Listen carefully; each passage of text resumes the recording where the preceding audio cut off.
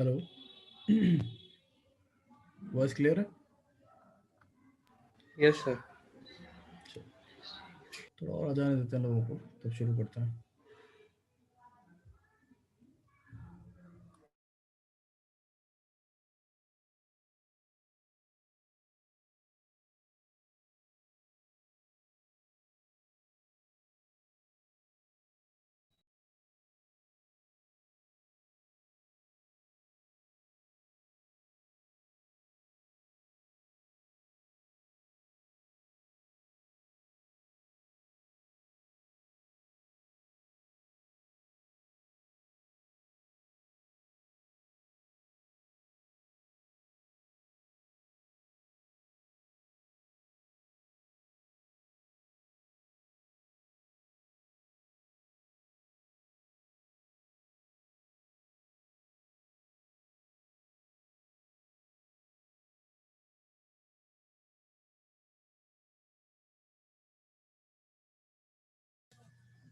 हाँ, स्क्रीन दिख रही है?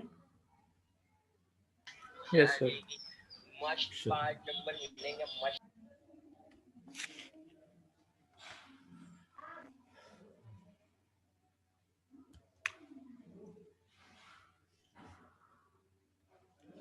तो हम लोग फिगर ऑफ मेरिट तक डिस्कस कर चुके थे शायद, नहीं अभी नहीं। कर चुके हैं। पावर डिले प्रोडक्ट हो चुका था हमारा, ठीक है। Yes sir. चलिए, नेक्स्ट है फैनन। ठीक है, ये एक्चुअली दूसरी क्लास में पढ़ा चुका हूँ मैं, तो फिर जो नोट्स प्रिपेयर हो गए थे मैं उसी पे ही आपको समझाऊंगा। कोई प्रॉब्लम आए तो बताइएगा। Okay sir. ठीक। तो फैनन क्या होता है, देखिए अब फैन इन फैन आउट दो पैरामीटर्स होते हैं, जिसमें से फैन इन बहुत ज़्यादा इंपॉर्टेंट नहीं है। ठीक है, फैन इन क्या होता है, maximum number of inputs that a logic gate is design to handle. मतलब हमारा जो एक जो गेट है, ठीक है, जितने नंबर ऑफ इनपुट्स को हैंडल कर सकता है। जैसे आपने कभी देखा हो कि मैं बना के दिखा रहा हूँ कि हम लोग का एक्सप्रेशन है suppose a plus B plus C. ठीक है, तो a plus B plus C को इम्प्लीमेंट करने के लिए हम और गेट लगाते हैं। ठीक, और एक ये a और एक b। ठीक है, उसके बाद हम एक और लगाते हैं, और वहाँ पर हम c अलग से दे देते हैं। ठीक, ये हमारा आउटपुट हो जाता है।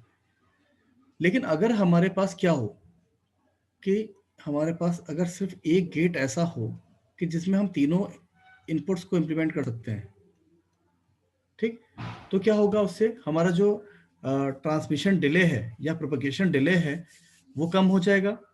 दूसरी बात है क्या, पावर डिसिपेशन कम हो जाएगा। ठीक है, यस सर। क्लियर। तो हम ये कोशिश करते हैं कि हमारे जो भी गेट्स हैं वो इस तरह डिज़ाइन किए हों कि मैक्सिमम नंबर ऑफ इनपुट्स को हम लोग उसमें इम्प्लीमेंट कर सकें। तो जैसे आपका 2 इनपुट है, तो हम 2 इनपुट्स के बजाय अगर 3 इनपुट है तो हमारे लिए ज़्यादा अच्छा है। ठीक है, तो वही बोलते हैं, ये होता किससे है, ये फैनन से। अगर फैनन पैरामीटर जो भी आपका स्पेसिफिकेशन है इसकी, वो मतलब इसमें उससे हमें पता चल जाएगा कि कितने हम नंबर ऑफ इनपुट्स को हैंडल कर सकते हैं। तो ये ऐसा नहीं है कि हम कितने भी लगाते चले जाएं, इसका एक सेट एक क्राइटेरिया होता है। अभी फैनन के केस में हम लोग नहीं बात करेंगे क्योंकि वो इतना इंपॉर्टेंट नहीं है, हम फैन आउट के केस में बात करेंगे, वो सारी आपको उससे ये भी समझ में आ जाएगा। ठीक है, तो फैन आउट पे चलते हैं पहले। हाँ सॉरी। हाँ, तो यहाँ पर क्या है, इस वाले इसमें देखेंगे आप कि ये जो लॉजिक गेट है वो कितने इनपुट्स को हैंडल कर रहा है, 3 इनपुट्स को हैंडल कर रहा है। ठीक है, 3 गेट्स यस के सर। आउटपुट को एज ए इनपुट हैंडल कर रहा है, तो इसका फैन इन क्या हो जाएगा, 3। ठीक, हम आगे बढ़ते हैं।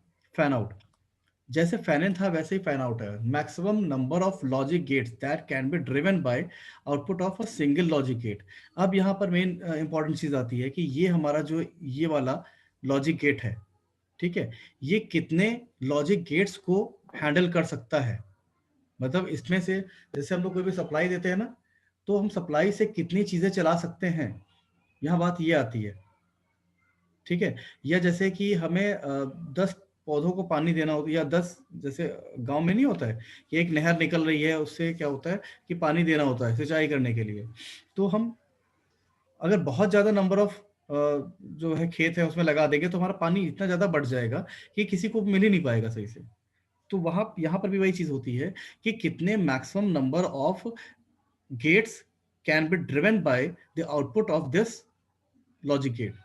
तो ये आउटपुट में क्या प्रोवाइड करता है, जैसे आपने देखा कि हाई आउटपुट अगर इसने दिया इस गेट ने, ठीक है, तो हाई आउटपुट देने में ये करंट प्रोवाइड कर रहा है। यहाँ फैन आउट के केस में हम लोग ये देखते हैं कि इस गेट से जितनी भी करंट हमारी जा रही है हम उसको कंसिडर करते हैं। तो यहाँ पर करंट क्या है, आई ओ एच, ओ का मतलब है आउटपुट, मतलब आई ओ आउटपुट करंट है इस गेट की, और हाई लॉजिक के लिए। ठीक है, ध्यान से समझिएगा, ये जो करंट है वो गेट से, इस लॉजिक गेट से निकल रही है और यही ड्राइव करेगी इन सारे गेट्स को।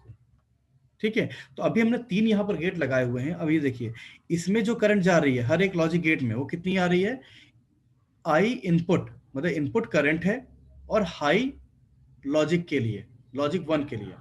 ठीक, तो ये जो डायग्राम हमने बनाया है लॉजिक 1 के लिए हमने बनाया है। ठीक, जी सर।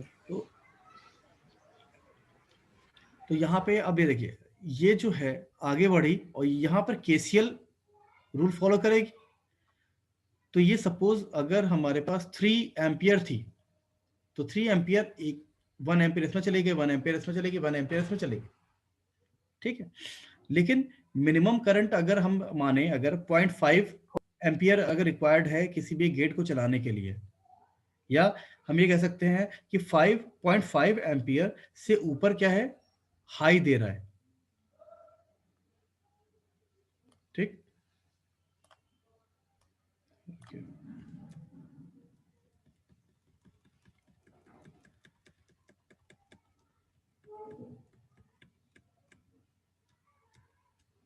चलिए जैसे ये करंट है, सपोज ये एक लेवल है। ठीक, ये सपोज है 0.5, इसके ऊपर हमारा 1 पड़ेगा और इसके नीचे 0। तो हम जानते हैं कि ये इतना एम्पियर अगर 1 लॉजिक के लिए रिक्वायर्ड है, तो अगर इससे नीचे जाएगा तो वो गलत इंटरप्रेट कर लेगा। अब यहाँ पर हमने 3 लगाए हैं, अगर 6 लगा देते तो डिस्ट्रीब्यूट होते होते क्या हो जाती, 0.5। ठीक, जितने भी लॉजिक गेट्स हैं उसमें 0.5 करंट जाती सब में। चलो अभी तक भी गनीमत है, लेकिन और नंबर ऑफ लॉजिक गेट्स हम बढ़ा देंगे अगर, तो क्या हो जाएगा कि जो करंट आ रही डिस्ट्रीब्यूट हो रही है वो कितनी हो गई, 0.5 से भी और कम हो गई। ठीक है, तो 0.5 से और कम हो गई तो उसको लॉजिक 0 इंटरप्रेट कर लेगा ना वो।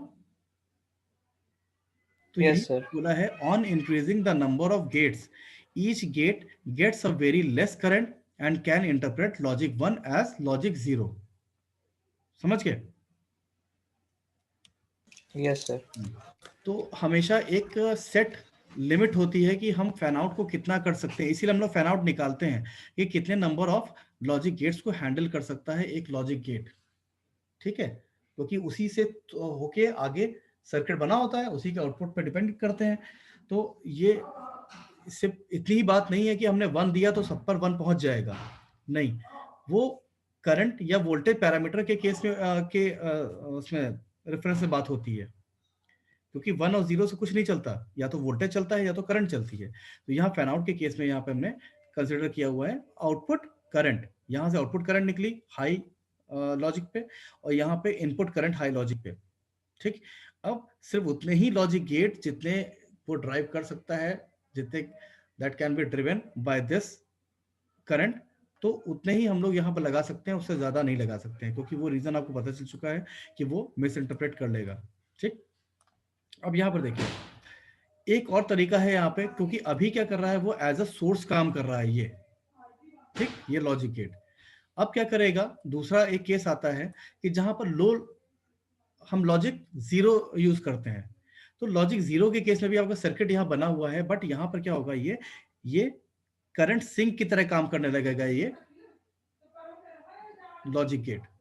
ठीक, तो करंट सिंक की तरह काम करेगा। अब इसका मतलब है यहां से जो करंट वापस रिवर्स आएगी वो कितनी है कि आई आई एल, यहां से भी IIL और यहां से भी IIL, मतलब input current to this gate, ठीक है। और लो लॉजिक यहाँ पे गिवन है, ठीक है।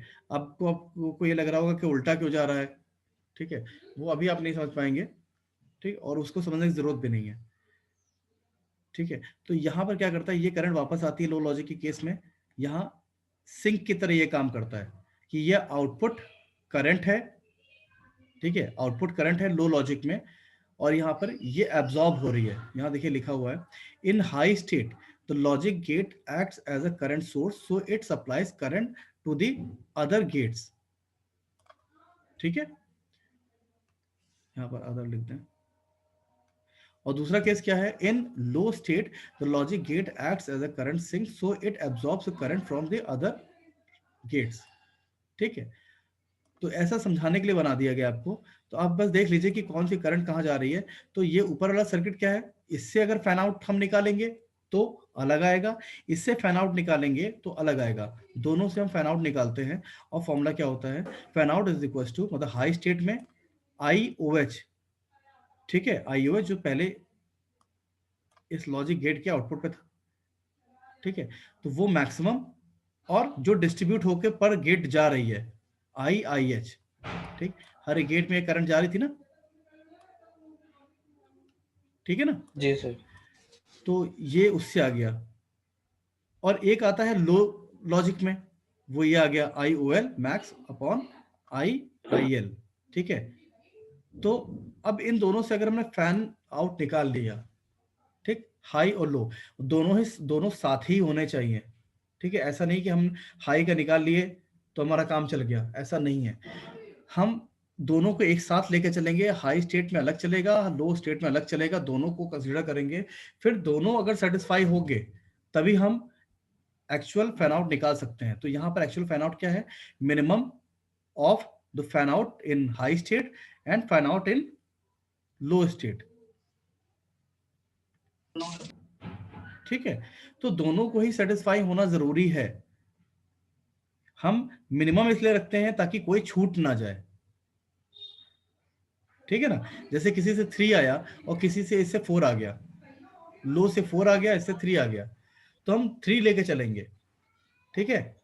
क्योंकि अगर 4 हमने ले लिया तो दूसरे केस में तो गड़बड़ हो जाएगा ना, यस सर। उसको ड्राइव ही नहीं कर पाएगा। तो एक गेट हमारा जी सर। एक या दो गेट बिना किसी काम के चले जाएंगे। तो इसीलिए हम मिनिमम लेते हैं कि जितने इजीली हमारे वो इनपुट जो भी लॉजिक गेट है उससे ड्रिवन हो जाए। तो ये चीज समझ में आई, किसी को दिक्कत? No sir. ठीक है। नेक्स्ट है हमारा specification, voltage and current parameters. ये स्पेसिफिकेशन नंबर क्या था, फैन आउट इज F।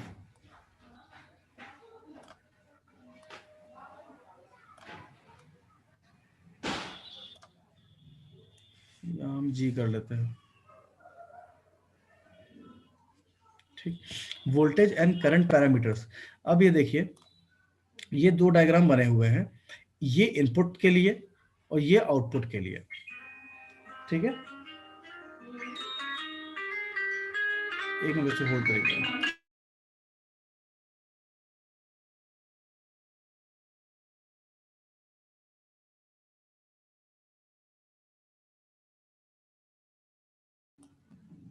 हाँ, तो ये इनपुट के लिए है, वोल्टेज लेवल्स हैं, और ये आउटपुट के लिए वोल्टेज लेवल्स हैं। अब देखिए, हमने इनपुट को पहले कंसिडर किया, यहाँ पर क्या है, ये बाउंड्री है, ठीक है। इसके ऊपर अगर निकल गया वोल्टेज, ठीक, ये बाउंड्री हमने बना ली, VIL इनपुट, मतलब input voltage for low logic, ठीक है। और इसकी मैक्सिमम वैल्यू हमने ये बना ली कि इसके नीचे क्या होगा, इस वोल्टेज लेवल के नीचे हम लो कंसीडर करेंगे, ठीक। और ये है हमारा VIH, मतलब इनपुट वोल्टेज इन हाई स्टेट, और इसका मिनिमम वैल्यू हम लेते हैं कि इसके ऊपर अगर चला गया तो ये हाई वोल्टेज दे, मतलब हाई लॉजिक देगा, ठीक है। बीच की ये जो गैप है ये अनयूज्ड है, ठीक है, इसमें हम कुछ भी हो सकता है कि हम कोई भी, मतलब इसमें हम कोई डिसीजन नहीं ले सकते। जैसे फॉरबिडन एनर्जी गैप वाला देखा था आपने, वैसे यहाँ पर भी है कि यहाँ पर इस गैप में हम कुछ भी इंटरप्रेट नहीं कर सकते हैं।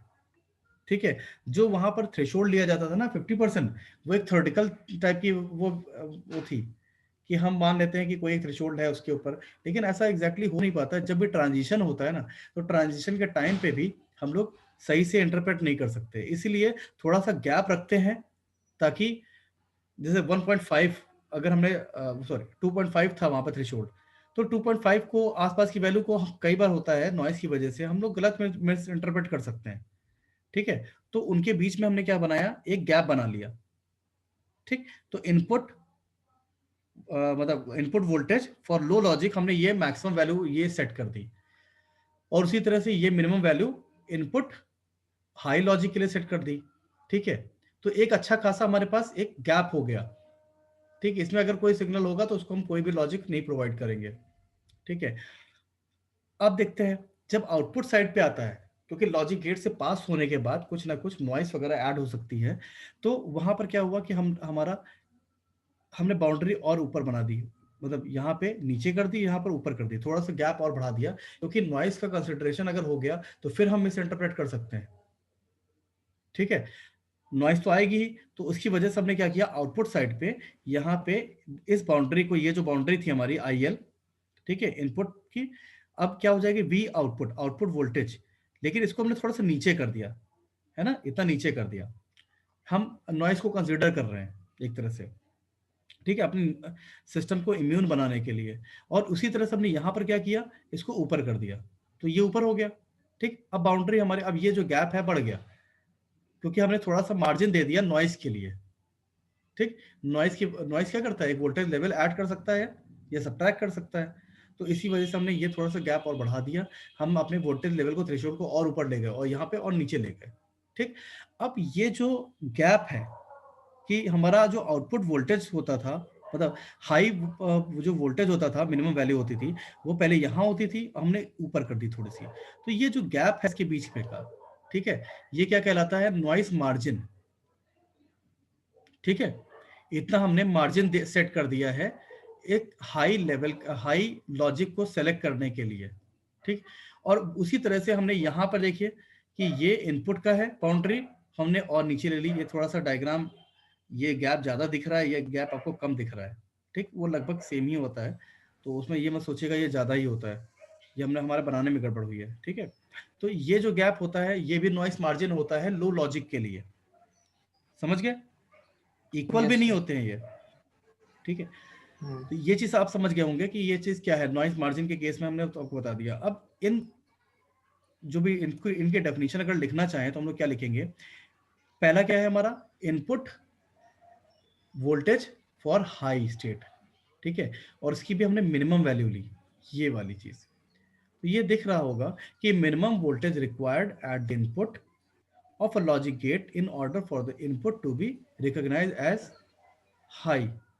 ठीक है, कि ये क्या है, मिनिमम वैल्यू है एक वोल्टेज की, इनपुट वोल्टेज की, जिसको हमने असाइन कर रखा है to read the logic as high. ठीक, बोलिए, यहां तक क्लियर है? जी सर। ठीक है, एक मिनट।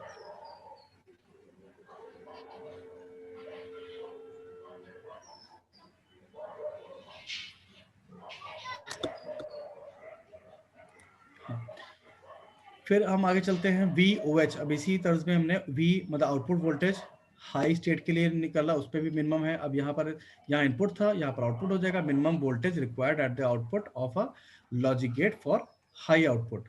ठीक, फिर उसी तरह से हम आई एल मतलब V L, input voltage for low logic, इसकी मैक्सिमम वैल्यू निकाल लेते हैं, तो वो क्या है, maximum voltage required at the input of a logic get for low input. ठीक है, आपको मैंने दिखाया हुआ है यहाँ पर ऊपर। ठीक यस है, सर। फिर यहाँ पर आता है V O L, maximum output voltage for low logic, इसकी maximum value, maximum voltage required at the output of a logic gate under high state. ये देखिए, ठीक, सॉरी ये हम बात कर रहे थे, ठीक है। अब आती है बात करंट की। करंट भी पैरामीटर है जो कि हमने फैन आउट में देखा था। तो यहाँ देखिए वी ओ एच मतलब आउटपुट करंट, जो पहले वाले केस में था ना, पहले वाले डायग्राम में थी, आउटपुट फॉर हाई लेवल मतलब हाई स्टेट। तो maximum current that flows out of the logic gate under high state, ठीक। हमने पहला वाला क्या लिया था, हाई स्टेट का लिया था केस, उसमें भी मैक्सिमम जो करंट हमने निकाली थी, क्या दिखाना पड़ेगा डायग्राम, दिखाना तो नहीं है, नो सर। ठीक। फिर आती बात, जो सेकंड वाला डायग्राम था उसमें भी आउटपुट करंट की हमने मैक्सिमम वैल्यू ली थी, the maximum current that flows into the output of a logic gate under low state. अब इसमें ये क्या करता था, एब्जॉर्ब करने का काम करता था लो लॉजिक के लिए, तो वो लिखा है मैंने यहाँ पे, ठीक। फिर ये वाली जो इंडिविजुअल गेट्स थे ऊपर सेकंड लेयर में, उनके लिए लिखा हुआ है कि I I L input current for low logic, क्या था, current that flows out of the input of a logic gate when logic zero is applied, ठीक है। तो वो जो सिंक के लिए करता था ना रिवर्स डायरेक्शन में, वो था। फिर यहाँ पर input current for high state, तो current that flows into the input of the logic gate when logic 1 is applied, ठीक। तो ये चीज बता चुका हूं मैं, बस आपको डेफिनेशन के फॉर्म में मैंने दे दिया, ये नोट्स में भेज दूंगा आपको, ठीक है, एग्जैक्टली यही देख लीजिएगा, हो जाएगा। फिर बात आती है नॉइस इम्यूनिटी की, हम जो ऊपर अभी कर रहे थे ना जब ने डायग्राम बनाया था। तो नॉइस इम्यूनिटी, जैसे हम लोग की भी एक इम्यूनिटी होती है किसी भी चीज़ से लड़ने की, हम लोग एक मार्जिन लेकर चलते हैं कि इतनी हम दूर रहेंगे, हम तब तक दवा खाना, मतलब एक होता है ना कि हम तब तक तो झेल सकते हैं जब तक बहुत ऐसे कुछ सिम्टम्स हमें नहीं दिखते हैं, लेकिन उसके बाद हमें वो सीवियर हो जाती है कंडीशन, तो हमें उसके लिए इलाज करना ही पड़ता है। जैसे हल्का नॉर्मल सर्दी जुकाम पे हम लोग को नहीं करते हैं, क्योंकि हमको लगता है कि हमारी नॉस इम्यूनिटी है अभी, इतना हमने मार्जिन लेके रखा हुआ है, लेकिन और बढ़ता है तो हम उसके बाद मेडिसिन लेने लगते हैं। वैसे यहाँ पर भी noise immunity, it is the ability of a circuit to not get affected by the noise in the system, ठीक है।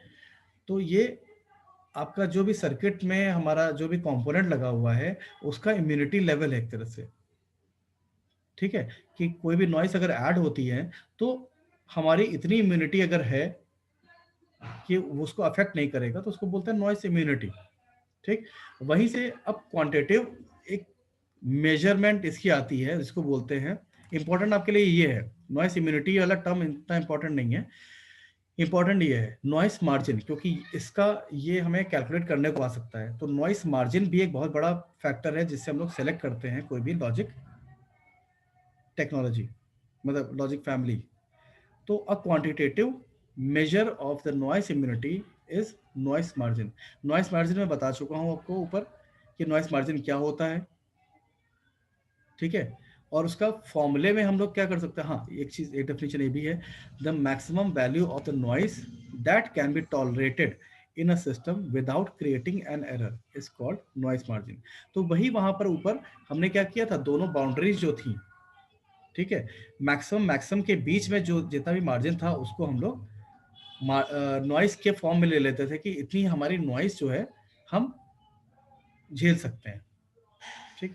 तो वो क्या था, noise margin for high state is equals to V output minimum. Left side पे क्या बना था, आउटपुट बना था, वो उसकी उसका लेवल यस ऊपर सर। था, ठीक है, और इसका इनपुट साइड पे इसका लेवल नीचे था, ठीक है।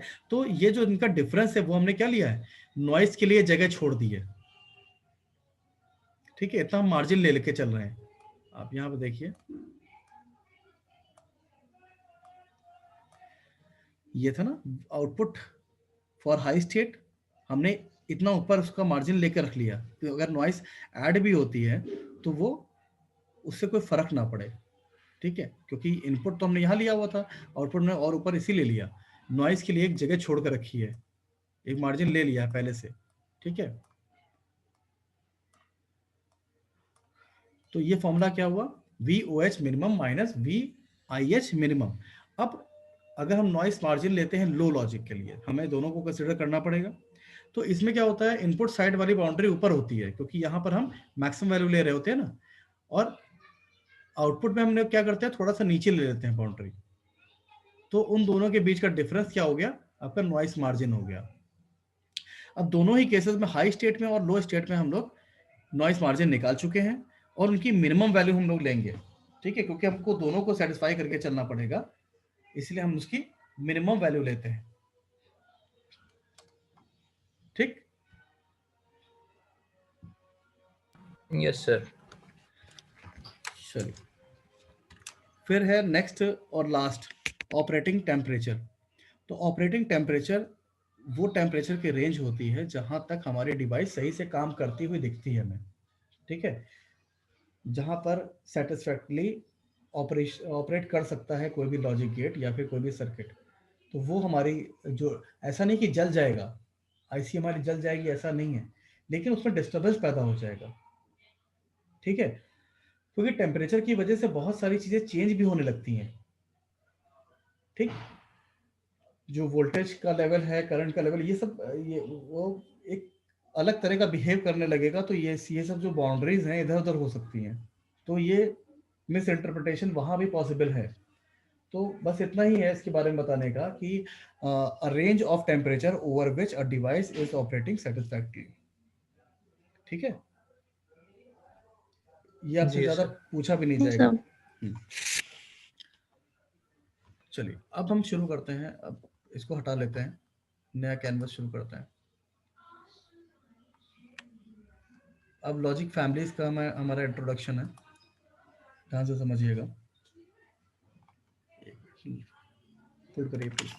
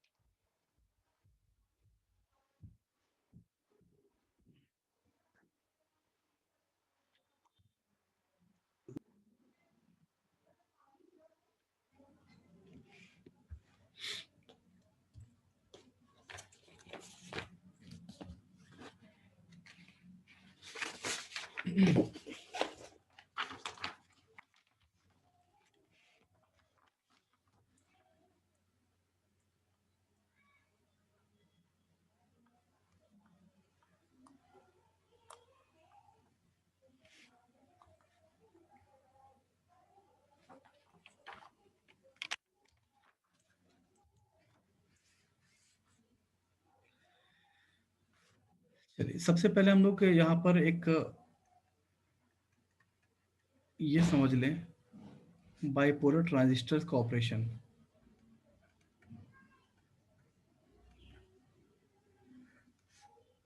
ठीक, लॉजिक फैमिलीज पढ़ने से पहले हम, क्योंकि बीजेटी हम भी यूज करेंगे, तो हमें ये पता होना चाहिए कि किस किस मोड में ये ऑपरेट करता है, ठीक है, हमारे डिजिटल लॉजिक्स के लिए। आपने बाइपोलर ट्रांजिस्टर के बारे में क्या क्या पढ़ा है, कोई बता सकता है?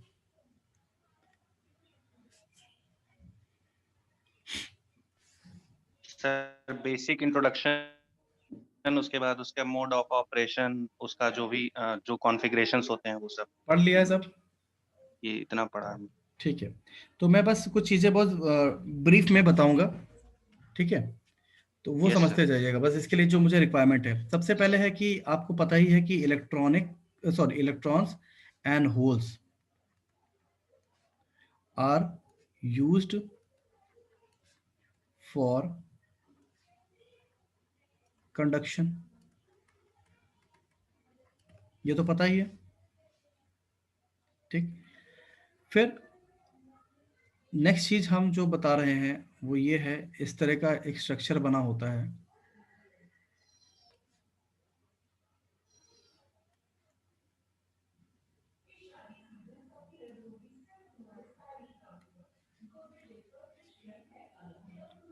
इसमें 3 टर्मिनल होते हैं,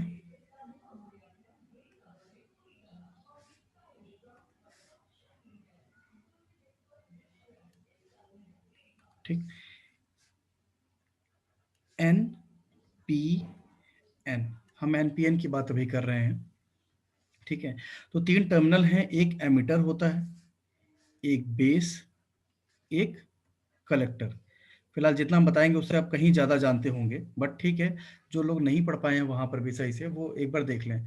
तो जो जंक्शंस होते हैं, हमारे पास दो जंक्शंस फॉर्म होते हैं, और ये क्या होता है, एमिटर बेस जंक्शन, ये होता है कलेक्टर बेस जंक्शन। इतनी इतनी नॉलेज है आपको, इतना आइडिया होगा, ठीक है। Yes sir. अगर हम सिंबल की फॉर्म में इसको रिप्रेजेंट करना चाहें तो हम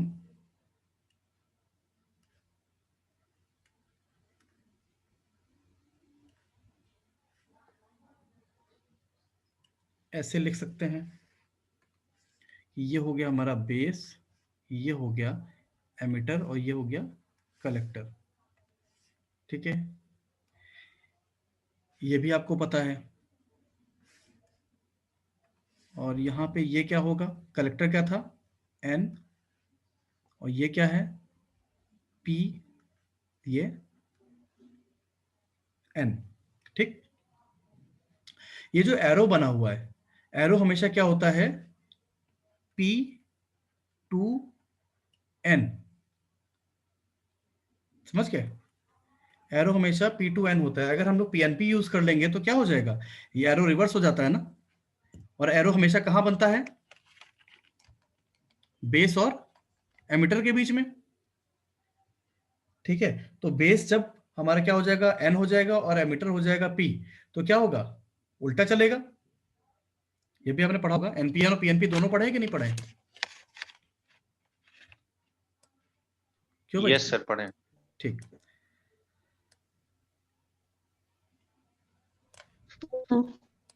हाँ, एमिटर का काम क्या होता है बेटा, आपकी आवाज नहीं आ रही है।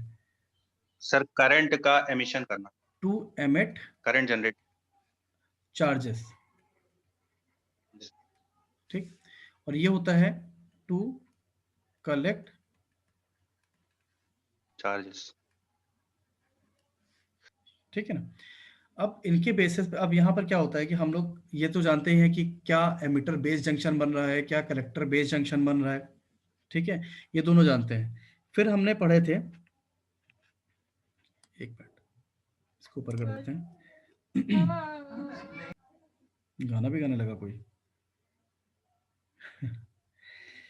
ठीक। फिर आपने बाइसिंग पढ़ी है, ठीक है, कि हम कभी भी क्या कर सकते हैं कि इसको कनेक्शन जैसे जैसे हम प्रोवाइड करेंगे, कि हम सप्लाई मतलब पॉजिटिव सप्लाई, नेगेटिव सप्लाई जिससे भी कनेक्ट कर रहे हैं उसके बेसिस पे हम 4 मोड में डिवाइड कर सकते हैं, ठीक है ना। तो हम यहाँ पर लिख लेते हैं मोड्स ऑफ ऑपरेशन। हम बहुत ज़्यादा डिटेल में नहीं जाएंगे बेटा। मोड्स ऑफ ऑपरेशन, तो मोड्स ऑफ ऑपरेशन में पहला आपका होता है एक्टिव, एक्टिव रीजन, ठीक। और यहाँ ऊपर हम ये भी लिख लेते हैं कि ये हो गया एमिटर बेस, और ये हो गया कलेक्टर बेस। तो सारे रीजन एक बार लिख लेते हैं। ये हो गया कट ऑफ, और ये हो गया third saturation, and fourth is reverse active. पढ़े हैं सारे। तो एक्टिव रीजन के लिए क्या होता है, जब हमारा जो एमिटर बेस जंक्शन है वो क्या होता है, फॉरवर्ड बायस, और ये रिवर्स बायस, याद आ रहा है। और इसके लिए कट ऑफ के लिए दोनों रिवर्स बायस, ठीक। सैचुरेशन के लिए दोनों फॉरवर्ड बायस, ठीक है। और रिवर्स एक्टिव के लिए ये रिवर्स बायस होता है, और ये होता है फॉरवर्ड बायस्ड, ठीक। समझ गया ना। अब हम लोग कौन से यूज करते हैं, एक ये यूज करते हैं और एक ये यूज करते हैं, जो अपने डिजिटल के लिए यूज करते हैं वो ये। आपने जो पढ़ा होगा अभी तक बायसिंग वगैरह में, आप एक्टिव रीजन यूज करते होंगे बीजेटी के लिए, लेकिन हम लोग जो लॉजिक फैमिलीज में पढ़ेंगे, ठीक, वो हमारा फोकस रहेगा इस पे, क्योंकि इसको हम बोलते हैं ऑफ स्टेट में, ट्रांजिस्टर इन ऑफ स्टेट, ठीक, ऑफ स्टेट ट्रांजिस्टर। और यहाँ क्या होगा, सैचुरेशन में ऑन स्टेट या ट्रांजिस्टर इन ऑन स्टेट। ये समझ रहे हैं? ठीक है ना? तो बस इतना जानिएगा कि मोड्स ऑफ ऑपरेशन जितने भी हैं अवेलेबल, हम लोग उसमें क्या यूज करने जा रहे हैं। हम लोग उसमें एक यूज करेंगे cut off for transistor to be in of state, और एक यूज करेंगे हम सैचुरेशन रीजन, और वहां पर क्या होता है, ट्रांजिस्टर हमारा वर्क इन ऑन स्टेट। ठीक, तो यहां से आपके मोड ऑफ ऑपरेशन भी क्लियर हो गए कि हम दो ही मोड ऑफ ऑपरेशन यूज कर रहे हैं।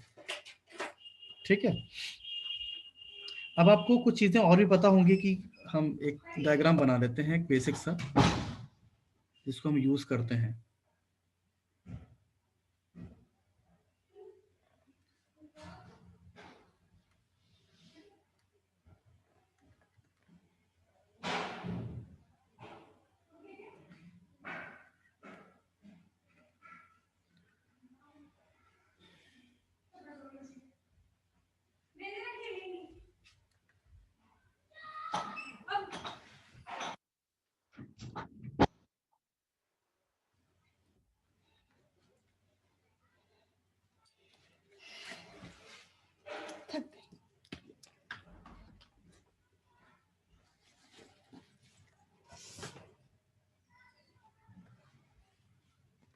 अब देखिए, ये जो कलेक्टर पे है, हम लोग कलेक्टर पे मेन सप्लाई प्रोवाइड करते हैं।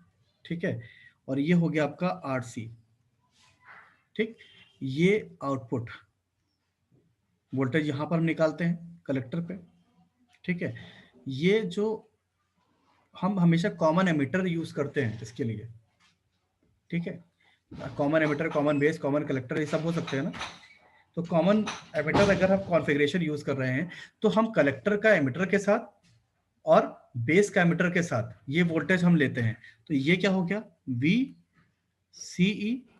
ठीक है, और ये हमारा आर बी, और इसको बोलते हैं plus minus V B E. ठीक है, बेस एमिटर वोल्टेज। और यहाँ पे एक हम सप्लाई देते हैं वी बी। हम जो बेस पे सप्लाई दे रहे हैं ना, ये हम यहाँ लिख लेते हैं कॉमन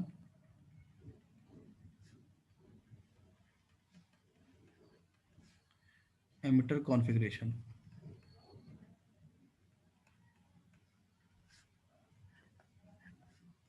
ठीक, ये यूज करते हैं। सारे वोल्टेजेस समझ में आ रहे हैं?